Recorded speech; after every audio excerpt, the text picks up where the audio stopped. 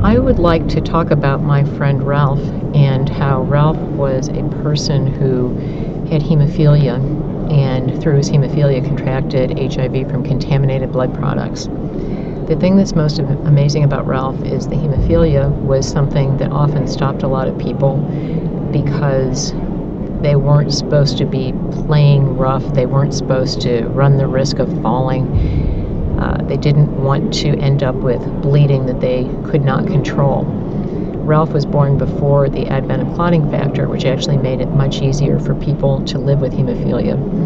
Ralph was alive back when it was cryoprecipitate and fresh frozen plasma, and you had to go to the hospital to get it. Ralph used to talk about watching the little bubbles in the bottle as he waited for the transfusions.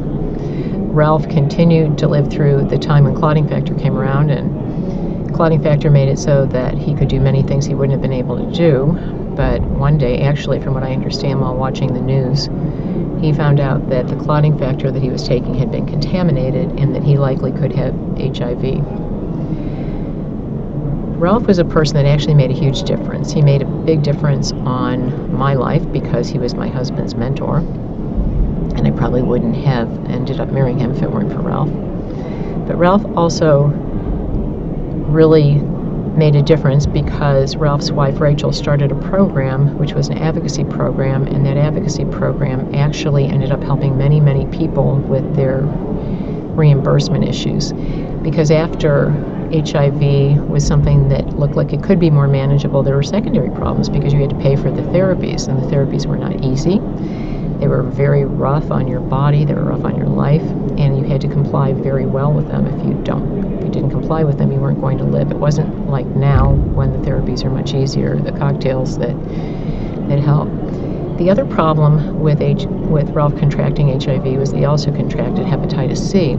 And hepatitis C was a big problem too, because hepatitis C is the reason that most people eventually died, and I think that it was really part of the reasons that Ralph actually eventually died more than it was the HIV. The thing that was amazing is that Ralph, despite the HIV, never let it stop his life, never let it stop him from doing the things he loved, like boating and playing golf and dancing. He was a great dancer. Couldn't walk, but he was a great dancer. But it was just amazing the way that he impacted his wife, Rachel, and Rachel picked it up and created this program.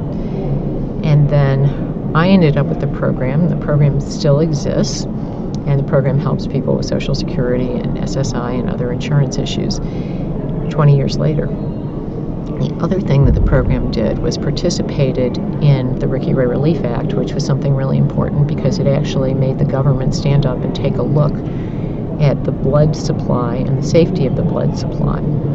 Ricky Ray was a young boy in central South Florida who had contracted HIV from contaminated clotting factor, and he and his two brothers, Robbie and Randy, were all three affected.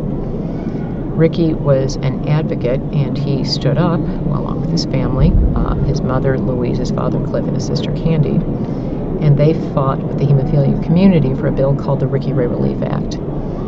The Ricky Ray Relief Act was not really a whole lot of relief. It was a little bit of money that we fought for a very long time. It was $950 million, but it was for somewhere around 10,000 people. Didn't even come near the cost of AIDS drugs for treating the problem. But it really did bring the whole hemophilia community together. This was before the time when there was social media. We had an email distribution board, and we could send out emails, we could send out call to action, but there really was no social media. We rallied the whole community, all parts of the hemophilia community, to come forward and to call their legislators and to ask them to sponsor the Ricky Ray Relief Act and acknowledge the fact that the blood supply was contaminated and acknowledge the fact that the blood supply needed more vigilance than it was currently getting. This program, which wouldn't have existed without Rachel, which wouldn't have existed without Ralph, has also impacted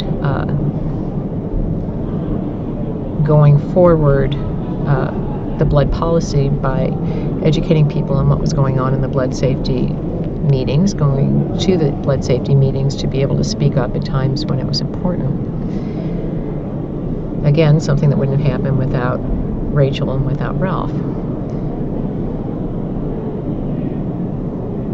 We also put forth the effort to end up with an Institute of Medicine hearing, and in the Institute of Medicine hearing, we brought up the issues of the lack of coordination in the different branches of government, which eventually became a codified solution in the Blood Safety and Availability Committee.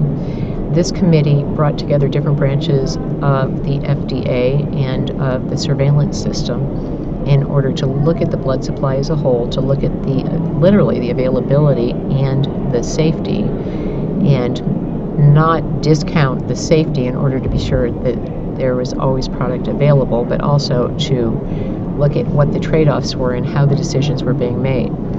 It also included a provision where they had to disclose their conflict of interest, which was something that was new. Not that everyone with a conflict of interest is bad, but if they are going to be making decisions, we need to know what their conflict is so that they can be excluded at times when it wouldn't be a good choice.